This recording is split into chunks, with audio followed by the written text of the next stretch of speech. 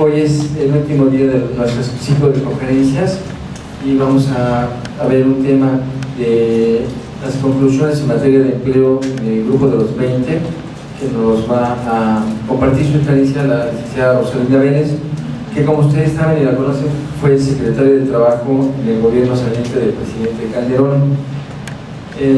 Rosy, sabemos que tu trayectoria en el gobierno fue siempre impecable, que fue un gobierno muy difícil y que incluso tuvo personas que hasta murieron, 2 secretarios, y tú siempre te mantuviste pues estable, fuerte, completa. Nos da mucho gusto que hayas hecho una intervención tan buena, y además quiero compartirles a los que aquí estamos, y yo la conozco desde hace más de 30 años, y además también sé que mantiene la misma estabilidad en su familia y en sus relaciones personales. En ese sentido, ella es un ejemplo del género femenino, porque a veces luego las políticas las mujeres que intervienen en política copian muchos malos patrones de los hombres, y ella ha sabido conservar su feminidad y su elegancia. Pero si tú nos hiciste el favor de inaugurar la escuela hace ya un par de años, o un año más o menos, y te quería yo decir que hemos hecho algunos avances. Dice, por ejemplo, quisiera citar a Confucio, que decía: donde hay educación no hay distinción de clases. O a un abogado colombiano que dice: por la ignorancia se desciende a la servidumbre y por la educación se asciende a la libertad. Sabemos también que en el ejercicio de tu quehacer político siempre marcaste muy claramente la importancia de la educación como una forma, como la mejor inversión. A veces se invierte en un puente y se ve el puente, pero la inversión en educación no se ve, pero es la que más frutos da en la formación de un capital social en un país, en cualquier país del mundo. Nosotros aquí estamos haciendo lo propio. Llevamos 2 ciclos de conferencias magistrales, tenemos alumnos en 6º semestre y en 2º semestre. Hemos realizado 2 diplomados titulados Aportación para el encuentro con la vocación natural. Realizamos un homenaje póstumo al maestro Arturo Díaz Bravo, a quien bautizamos en su nombre la biblioteca de la escuela. Impartimos también una conferencia sobre la reforma laboral, y ahora sobre la reforma de la ley de amparo, que está en curso. Tenemos el videoclub jurídico más importante del mundo, porque es el único que hay, ¿no? Entonces no tenemos competencia, pero además estamos viendo películas que tienen que ver con cuestiones legales. Estamos por formar también, Rosy, un grupo que invitamos a todos los presentes, que se llama de Toastmaster, que es un grupo donde se aprende a hablar en público, que nos va a ser muy útiles para los abogados en formación, que queremos que tengan ese dominio de la expresión de las ideas en juicios orales, por ejemplo. Entonces también tenemos programados varios diplomados en materia de promoción inmobiliaria, en materia de propiedad industrial, aprovechando que tenemos de vecinos al INPI, y finalmente uno también que tenga que ver con la prohibición de la persona en el mundo jurídico y de la vida social. Eso es lo que estamos haciendo, no nos cansamos. El estudio es, como dicen, dejar de estudiar es como remar contra corriente.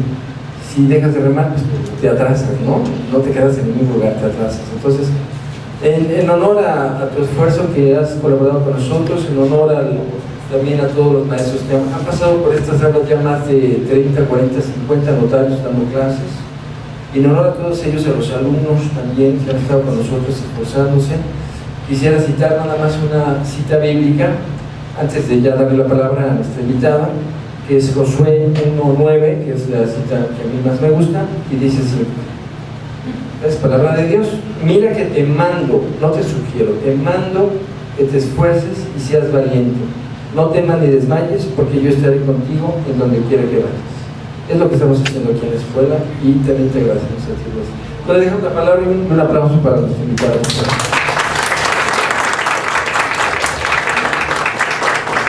Gracias, buenas tardes a todos ustedes. Es un gusto para mí estar el día de hoy en las instalaciones de esta Escuela Internacional de Derecho y Jurisprudencia, en este último día de conferencias 2013.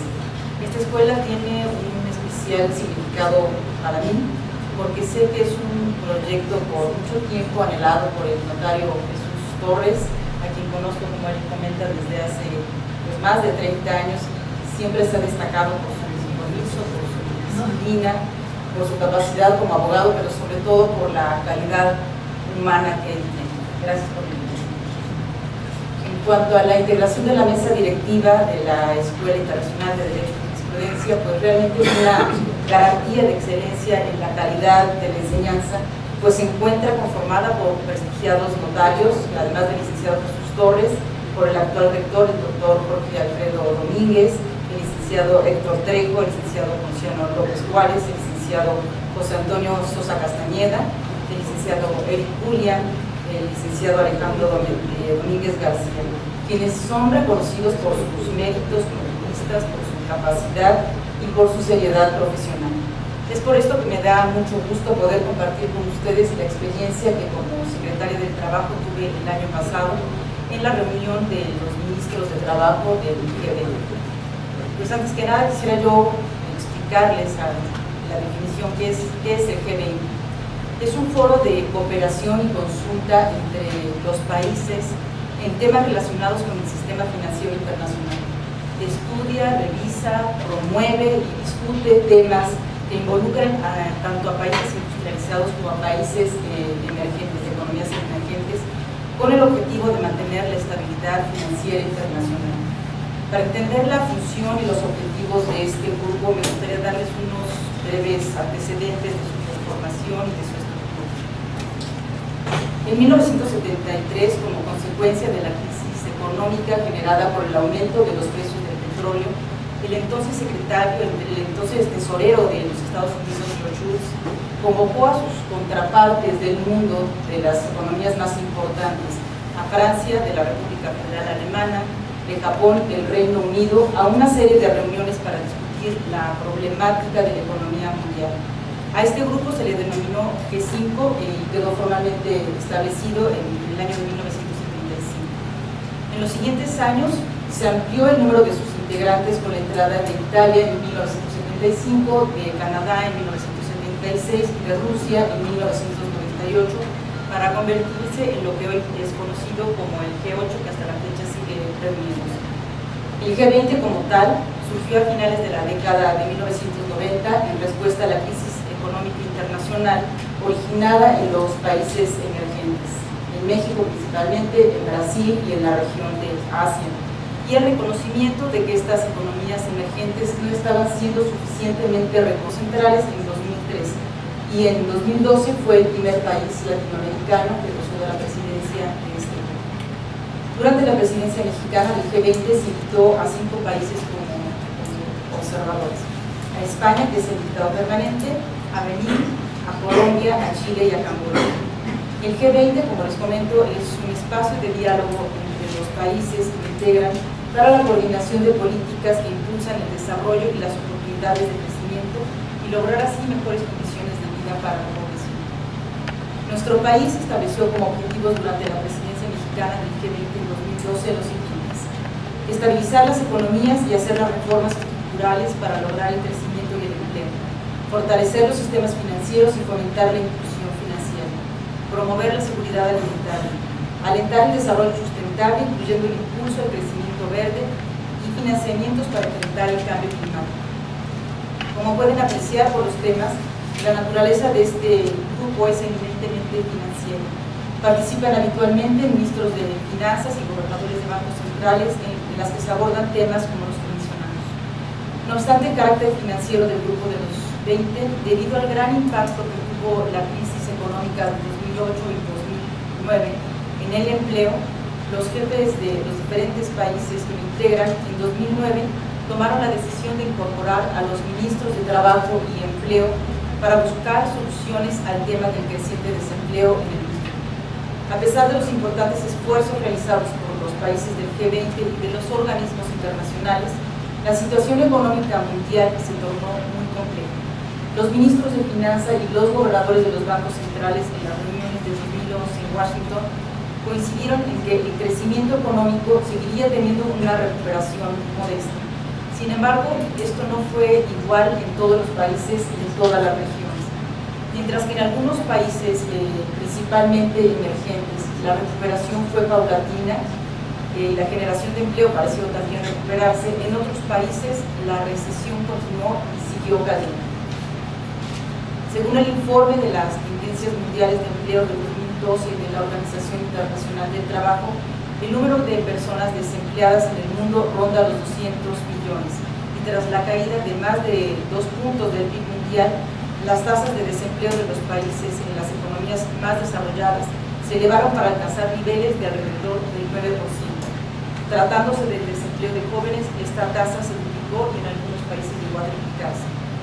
Quisiera comentarles que dada la complejidad y multiplicidad de los temas primordialmente de carácter financiero, me centraré únicamente en lo relacionado con la materia laboral, que son los trabajos que me correspondió conducir.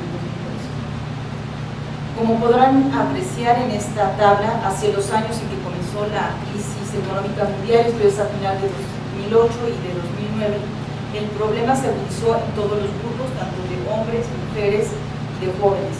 Del total de la población empleada en el año 2000 con relación a 2009, se perdieron más de 20 millones de trabajos. Esta situación provocó una gran tensión en la mayoría de los gobiernos del G20, lo que conllevó a lo que les comentaba es que los líderes incorporaran a los ministros de trabajo del mundo a las reuniones para buscar soluciones al tema del desempleo.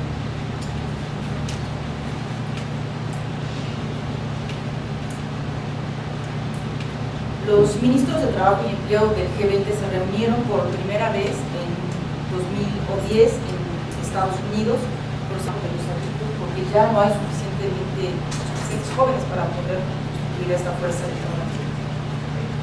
Sin duda, uno de los problemas más fuertes que enfrentan los países que integran el G20, como les comento, es el desempleo de jóvenes, principalmente en las economías emergentes, en los países en vías de desarrollo.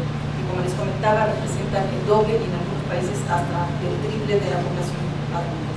Es increíble pensar que en estos países hay jóvenes que concluyen su formación profesional o técnica y no logran encontrar un empleo adecuado a sus capacidades o con la remuneración suficiente. Con frecuencia, no solamente en nuestro país, estos jóvenes tienen que conformarse con remuneraciones más bajas o realizar ocupaciones que no son propiamente de su profesión.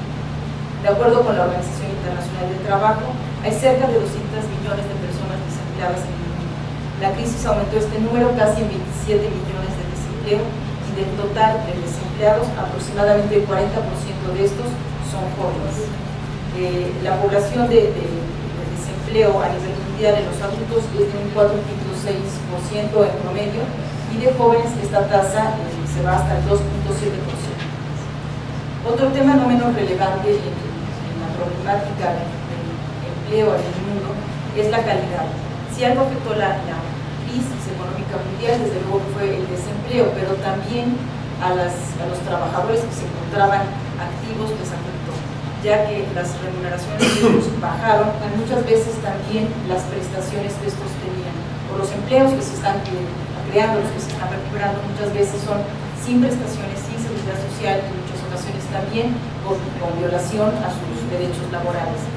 Especialmente en países emergentes en donde la informalidad ya existía, esto se agudizó y se traduce, como les comentaba, en carencia de prestaciones, especialmente de servicios médicos. De acuerdo con la Organización para la Cooperación y Desarrollo Económicos, en febrero de 2013, España fue el país con una mayor tasa de desocupación, con el 26% de su población desempleada, lo que ha significado incluso un problema social para este país. Tratándose de jóvenes, tienen desempleo de más del 60% de jóvenes desempleados.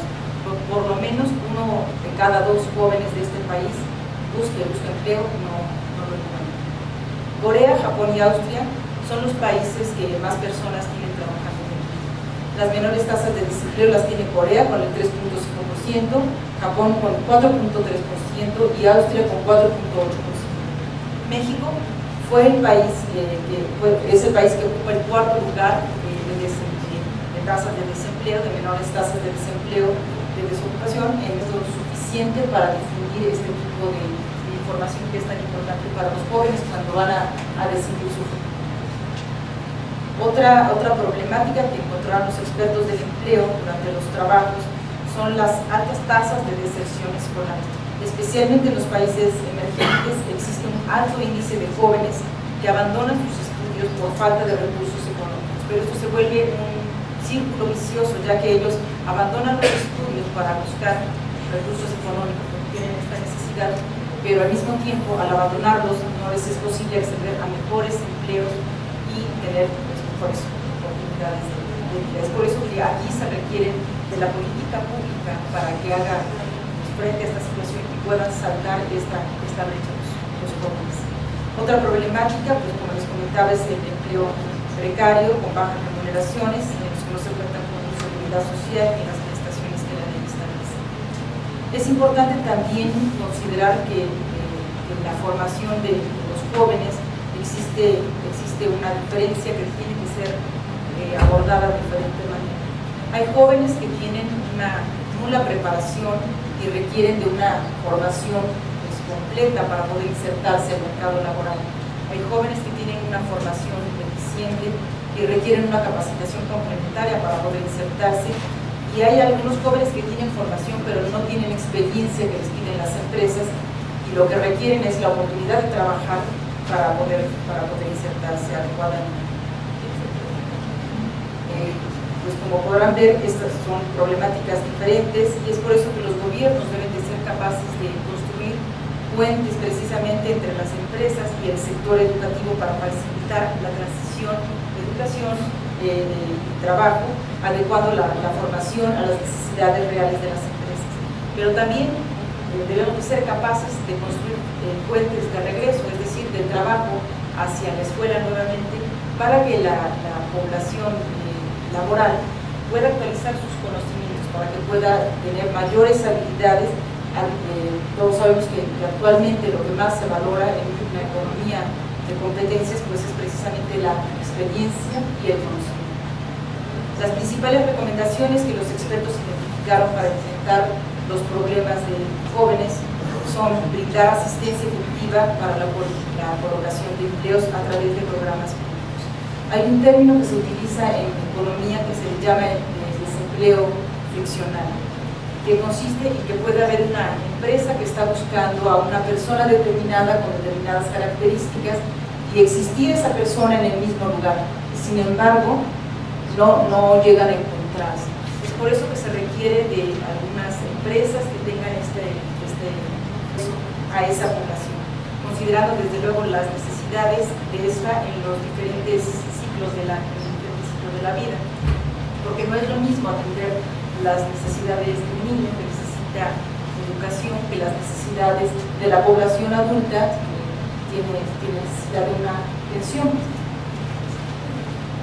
Ahora, ¿qué necesidades se prevé que cubran los pisos de protección social?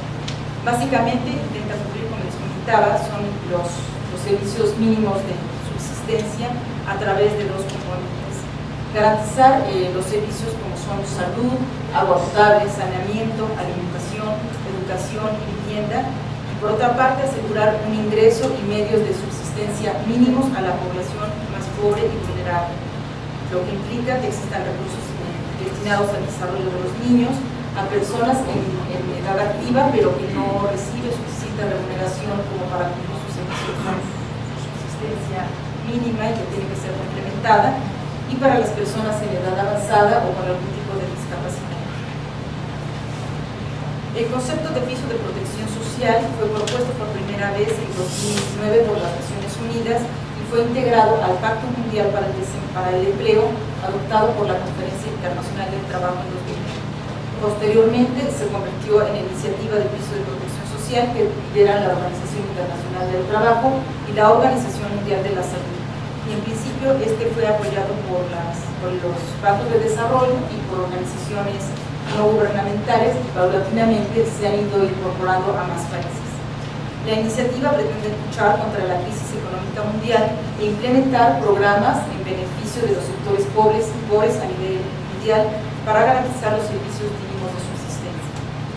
En 2012 se creó un grupo consultivo de asesoramiento con el fin de brindar apoyo técnico a los países que quisieran establecer, ampliar o reorientar esos pisos de protección social. Este grupo, a cargo de la Organización Internacional del Trabajo se encuentra integrado por líderes políticos, por expertos en el ámbito internacional y es presidido por la expresidenta de Chile, Michelle Bachelet. Este grupo elaboró un informe que denominaron Un piso de protección social para una globalización equitativa e inclusiva, en el que concluyó que los programas de protección social pueden actuar como estabilizadores para atenuar el impacto negativo de la crisis económica sobre los mercados laborales. ¿Qué significa esto? Pues que, por ejemplo, las personas que pierden un empleo durante las crisis económicas pues llegan a tensionarse tanto que pueden provocar incluso confrontaciones sociales, como ha sucedido en países como España, por ejemplo, que hemos visto nosotros en las noticias. En tanto, si cuando sucede esta crisis y las personas llegan a un desempleo, pudieran tener algún seguro que les garantizara cuando menos un ingreso mínimo, podría evitarse esta tensión e incluso esto mismo podría reactivar las economías, podría seguir habiendo un consumo, podrían reactivarse las empresas y seguir creándose cuando menos algunos empleos. Es por esto que se ha considerado que estos pisos de protección social pueden funcionar ante la crisis como estabilizadores. Este documento ha sido creado por este grupo, creado el grupo consultivo, ha sido analizado no solamente por el G20, sino también fue tomado en cuenta en las cumbres sobre los objetivos del desarrollo del milenio. Muchas naciones ya cuentan con algunos elementos o con todos de los pisos de protección social o están en proceso de implementar. Sin embargo, hay que tomar en cuenta que son los propios países los que deben saber los contaminantes de estos trabajadores. Una mínima parte podrían perder sus empleos si se adoptaran estas políticas destinadas a modificar las formas de producción de las empresas por procesos más ecológicos. Ese informe estima que 8 sectores podrían verse beneficiados por la reconversión o generación de nuevos empleos: la agricultura, la silvicultura, la pesca, el de energía, el de la industria manufacturera, el de reciclaje, la construcción y el de transporte. Sin embargo, para lograr un cambio óptimo del nuevo modelo de desarrollo sostenible, este informe recomienda que exista una coordinación adecuada entre los distintos ministerios de los países para que realmente pueda ser eficiente la creación de empleos. Es importante señalar que existen buenos resultados derivados de la transición a economías verdes. Por ejemplo, en la Unión Europea existen 14 millones de empleos directos e indirectos creados para la protección de la diversidad y para la rehabilitación de recursos naturales y de bosques. Se ha comprobado también que las inversiones internacionales por 30.000 millones de dólares al año destinadas a reducir la deforestación y la degradación de los bosques podrían permitir que aproximadamente 8 millones de personas se incorporaran al mercado laboral. En Alemania, el programa de renovación de edificios para mejorar la eficiencia energética ha movilizado más de 100.000 millones de dólares en inversiones, lo que desde luego ha ayudado a reducir las emisiones contaminantes, pero sobre todo ha creado más de 300.000 empleos al año. En conclusión, el cuidado del medio ambiente puede ser una alternativa muy interesante para la generación de empleos. Es importante comentar que durante los trabajos del G20 se incorporaron representantes de la Organización para la Cooperación y Desarrollo Económico. Se incorporó con nosotros José Ángel Gurría, exsecretario de Hacienda de nuestro país. Se incorporó también el director de la Organización Internacional del Trabajo, Juan de Somaría, y también fue muy importante la incorporación a estos trabajos de la representante de la Confederación Sindical Internacional, Sharon Burrow, que representa más de 175 millones de trabajadores en el mundo. Se incorporó también el representante de la Organización Internacional Empresarial, Daniel Funes de Roja, y fue muy importante la incorporación de todos ellos, precisamente por los cuestionamientos que se ha hecho a este grupo, de ser un grupo arbitrario o que tome en cuenta únicamente las decisiones gubernamentales. Se tomaron en cuenta las conclusiones a las que llegaron estos representantes de las organizaciones, y muy importante también fue considerar que se logró llegar a un acuerdo por parte de los sindicatos y de los empresarios del mundo. Esto pudiera parecer fácil, pero por la naturaleza de los intereses de empresarios y de trabajadores muchas veces es complicado que puedan llegar a acuerdos. En esta ocasión se llegó a un acuerdo, a una declaración que hicieron de manera conjunta, que me fue entregada en carácter de los ministros del trabajo en nuestro país. Y muy importante también es que este documento elaborado por empresarios y trabajadores coincidió con las conclusiones a las que habíamos llegado los ministros del trabajo.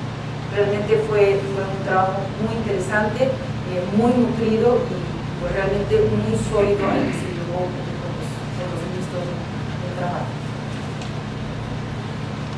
Pues finalmente, como resultado de la reunión de los ministros de Trabajo y Empleo, se llegó a las siguientes conclusiones.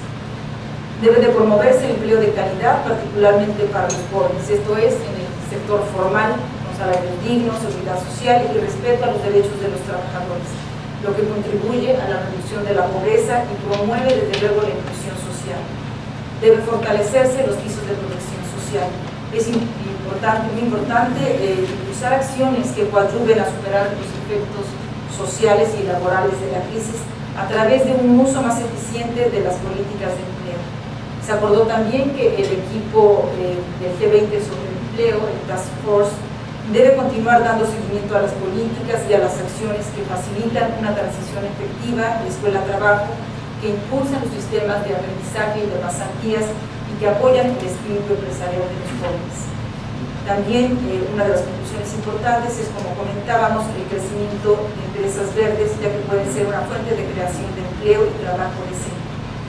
Es necesario complementar las acciones de política dirigidas a aumentar la participación en el mercado laboral con reformas estructurales como pueden ser las reformas a las leyes laborales. En este sentido, hay que resaltar que nuestro país dio un paso adelante con la reforma laboral aprobada en noviembre de 2012, que me correspondió impulsar como secretaria de Trabajo, pues las modificaciones realizadas precisamente lo que buscan es la protección de los derechos de los trabajadores, que estos tengan una mayor seguridad social, que se encuentren en la formalidad y también incrementar la productividad para generar más empleos basados desde luego en la capacitación. Particularmente hay modificaciones a la Ley Federal del Trabajo que contribuyen a que se generen más empleos en la formalidad. A manera de ejemplo, les comento rápidamente que en el artículo 2 de la Ley Federal del Trabajo se estableció la noción de trabajo digno o de trabajo decente, que es aquel que respeta plenamente la dignidad de los trabajadores, en el que no existe discriminación, se tiene seguridad social, se recibe un salario remunerador, se recibe capacitación para el incremento de la productividad y que cuenta con condiciones óptimas de seguridad del género. Con ello, se busca establecer las condiciones mínimas que toda relación de trabajo debe de tener.